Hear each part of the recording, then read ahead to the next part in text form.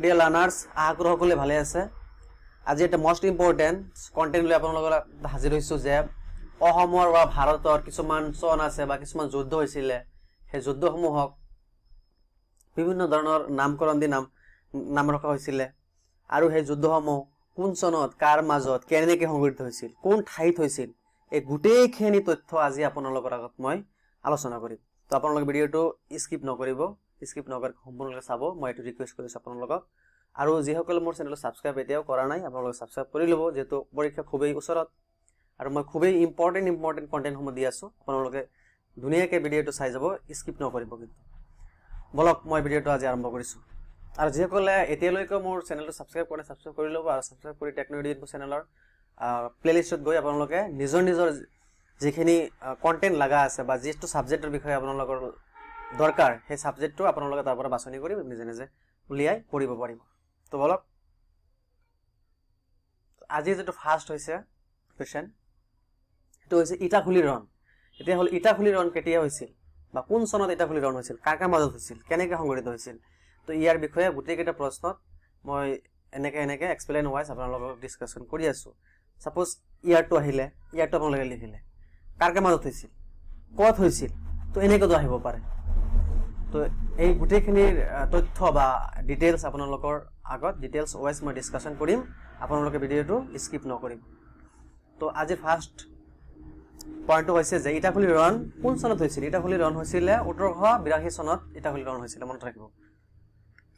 আৰু ইটাখুলিৰ ৰণ আহোম ৰাজ্য আৰু মোগল সাম্ৰাজ্যৰ মাজত গুৱাহাটীত সংঘটিত হৈছিল, মনত ৰাখিব।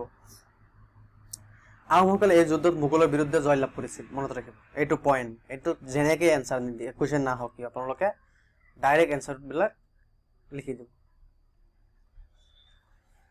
এতিয়া হ'ল তৰাইনৰ যুদ্ধ কোন চনত হৈছিল। তৰাইনৰ যুদ্ধ হৈছিল 1191 খ্ৰীষ্টাব্দত তৰাইনৰ যুদ্ধ হৈছিল। এইটো হৈছে ফাৰ্ষ্ট তৰাইনৰ যুদ্ধ। পৃথ্বীৰাজ চৌহান আৰু মহম্মদ ঘুৰিৰ মাজত সংঘটিত হৈছিল, মনত ৰাখিব। নেক্সট পইণ্টটো হৈছে যে ভিডিঅ'টো অলপ লং হ'ব, আপোনালোকে চাই যাব, খুবেই ইম্পৰ্টেণ্ট। তৰাইনৰ দ্বিতীয় যুদ্ধ হৈছিলে 1192 চনত আৰু এইটো পৃথ্বীৰাজ চৌহান আৰু মহম্মদ ঘুৰিৰ মাজতে হৈছিলে। নেক্সট আছে পানিপথৰ প্ৰথম যুদ্ধ। পানিপথৰ যিটো ফাৰ্ষ্ট ৱাৰ আছিল সেইটো হৈছে 1526 খ্ৰীষ্টাব্দত হৈছিলে, বাবৰ আৰু ইব্ৰাহিম লোডিৰ মাজত হৈছিলে, মনত ৰাখিব।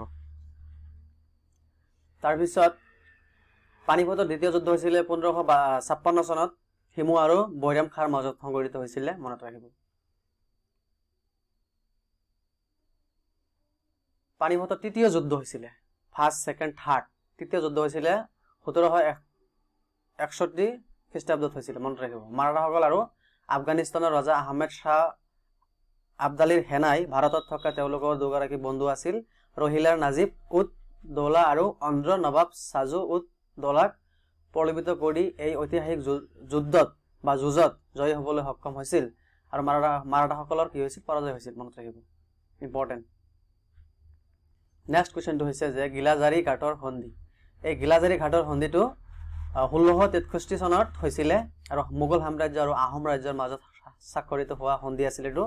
আৰু আহোম স্বৰ্গদেউ জয়ধ্বজ সিংহ আৰু মোগলৰ সেনাপতি মিৰ্জুমালায়ে শিৱসাগৰৰ টিপামৰ ওচৰৰ গিলাজাৰী ঘাট নামে ঠাইত এই সন্ধিত স্বাক্ষৰ কৰিছিল, মনত ৰাখিব। ইম্পৰ্টেণ্ট, স্ক্ৰীনশ্বট লৈ লওক।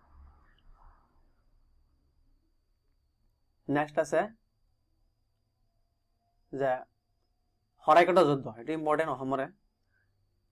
শৰাইঘাটৰ যুদ্ধ কাৰ কাৰ মাজত আৰু কোন চনত হৈছিল। মোগল সাম্ৰাজ্য কাছৱা ৰজা ৰামসিংহৰ নেতৃত্বত আৰু আহোম ৰাজ্যৰ ৰাচিত বৰফুকনৰ মাজত এই যুদ্ধ সংঘটিত হৈছিল, শৰাইঘাটৰ যুদ্ধ। এই যুদ্ধত ব্ৰহ্মপুত্ৰ শৰাইঘাটত বৰ্তমানৰ গুৱাহাটীত হৈছিল।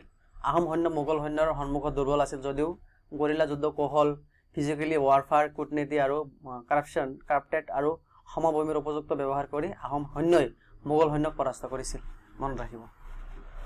ইম্পৰ্টেণ্ট, স্ক্ৰীনশ্বট লৈ লওক। নেক্সট আছে হালদিঘাটৰ যুদ্ধ। হালদিঘাটৰ যুদ্ধ হৈছিলে 1576 চনত।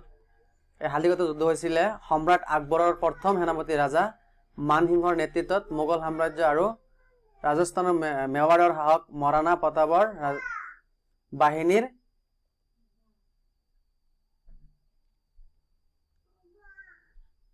বাহিনীৰ মাজত এক উল্লেখযোগ্য সংঘাত আছিল